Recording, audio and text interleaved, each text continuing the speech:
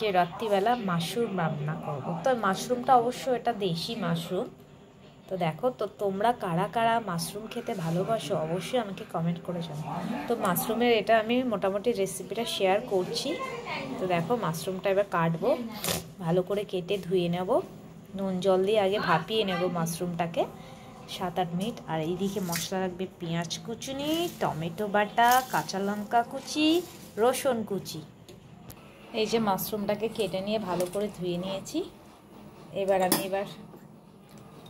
গরম জল দিয়েছি, তো সামান্য পরিমাণে নুন দেব। এই যে জল বসিয়ে দিয়েছি,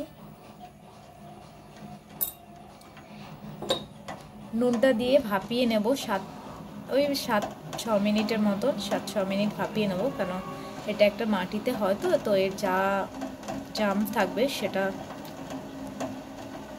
ক্লিয়ার হয়ে যাবে। তো আমি মাশরুমগুলো এবার দিয়ে নেবো, ভালো করে ধুয়ে নিয়েছি।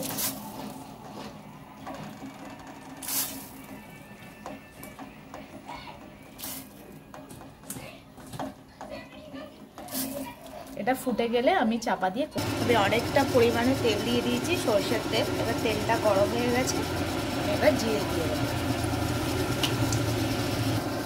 জিরেটা গরম হয়ে যেতে রসুন কুচুনো,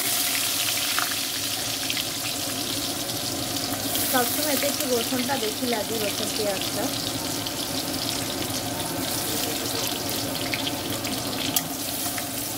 ভালো করে একটু ফ্রাই করে নেবো। রসুনটা ফ্রাই হয়ে গেছে, এবার পেঁয়াজ কুচুনিটা দিয়ে দেবো।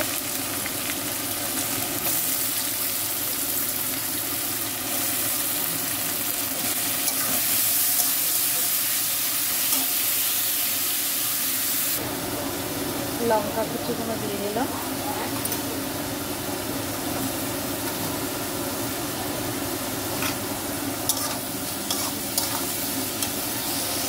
এবার একে একে আমার মোটামুটি পেঁয়াজ ভাজা হয়ে গেছে।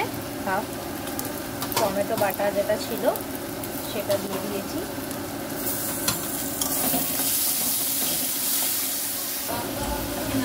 মানে এখানে আদা পেস্ট দিয়ে দিলাম। একে একে মশলা দিয়ে দিলাম। হলুদ দিয়ে দিলাম, লাল লঙ্কা গুঁড়ো দিয়ে দিলাম। মশলাটা আমার কষা হয়ে গেছে ভালোভাবে। এবার আমি এই যে মাশরুম সেদ্ধ করাটা দিয়ে দেবো এর মধ্যে।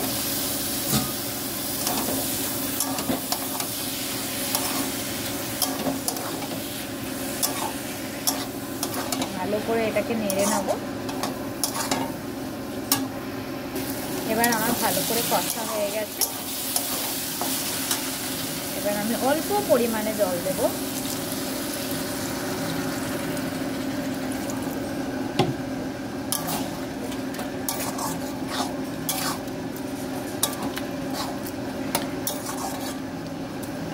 এবার এটা ফুটে গেলে আমি কমিয়ে দেব।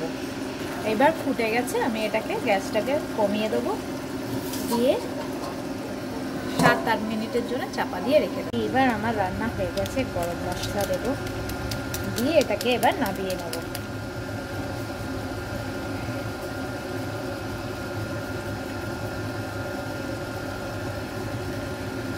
তো আমার মাশরুম রান্নাটা কীরকম লাগলো, মাশরুম রান্নার রেসিপিটা অবশ্যই জানাবেন।